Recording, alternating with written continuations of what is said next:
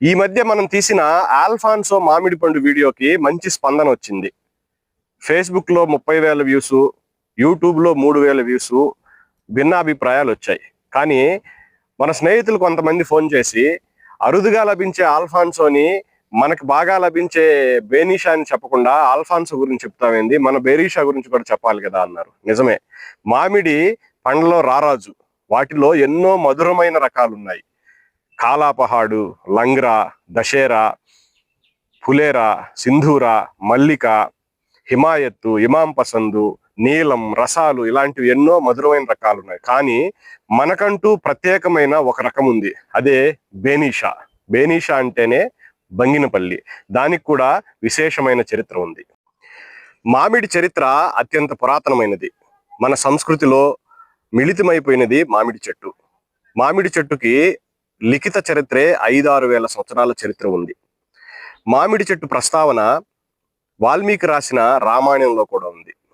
సుందరాకాండ 14వ సర్గలో ఆంజనేయుడు సీతమ్మను వెతుక్కుంటూ వివిధ రకాలైన చెట్లు, లతలు కూడిన ఒక వనంలోకి ప్రవేశిస్తాడు. అక్కడ చాలా దృఢమైన ఎత్తైన మామిడి చెట్లు ఉన్నాయని రాసి ఉంది. కాబట్టి మామిడి చెట్టు చరిత్ర చాలా పురాతనమైనది. భారతదేశానికే పరిమితమై ఉన్న మామిడి పండు మొదటిసారిగా ప్రపంచానికి బౌద్ధ మతాన్ని ప్రచారం చేయడానికి వెళ్ళిన బౌద్ధ సన్యాసుల ద్వారా బయట ప్రపంచానికి మామిడి తెలిసింది. అంటే 2000 సంవత్సరాల పూర్వం. తర్వాత 631, 645 మధ్యలో భారతదేశానికి వచ్చిన చైనా వర్తకుడు హ్యూయాన్ సాంగ్ మొదట మామిడి పండుని చైనాకు పరిచయం చేశాడు. తర్వాత 13వ శతాబ్దము, 14వ శతాబ్దంలో భారతదేశానికి వచ్చిన పోర్చుగీసు వాళ్ళు పశ్చిమ దేశాలకి మామిడి పండుని ప్రచారం చేశాడు.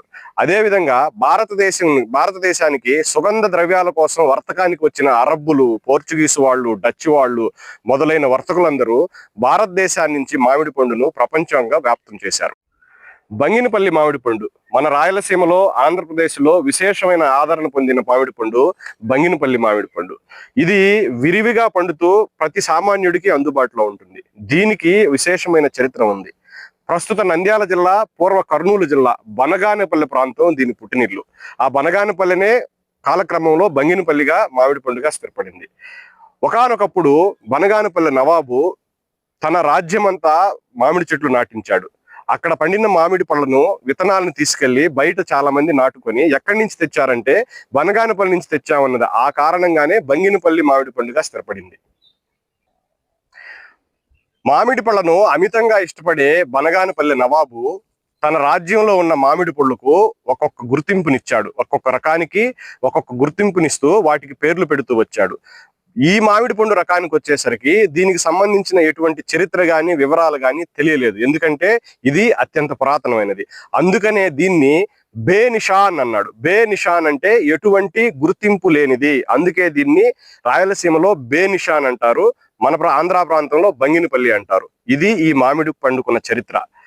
బనగానపల్లి నవాబు తను ముద్రించిన మొహరీల మీద, యుద్ధ మొహరీల మీద ఒకవైపు మామిడి చెట్టును, ఇంకొక వైపు బనగానపల్లి మామిడి పళ్ళు అని ముద్రించాడు. దాని ఆధారంగానే ఈ పండుకి ఇప్పుడు జియోగ్రఫికల్ ఐడెంటిఫికేషన్, భౌగోళిక గుర్తింపు వచ్చింది. ఇది బంగినపల్లి మామిడి పండు యొక్క చరిత్ర. బంగినపల్లి మామిడి పండు సీజన్లో విరివిగా రాయలసీమలోని చిత్తూరు జిల్లాలో, కడప జిల్లాలో వివిధ ప్రాంతాల్లో పండి ప్రజలకు అందుబాటులో ఉంటుంది. అత్యంత మధురమైన పండు బంగినపల్లి మామిడి పండు. ఇదే ఇక్కడ బేనిషాన్. ఇది బేనిషాన్ మామిడి పండు చరిత్ర. నేనున్న ఈ తోట నా స్నేహితుడు కరణం మనోజ్ కుమార్ పిళ్ళైది, అరగొండలో. కెమెరామెన్ కరణం భానుప్రకాష్ పిళ్ళైతో మీ నెల్లూరు అనిల్ కుమార్, అరగొండ నుంచి.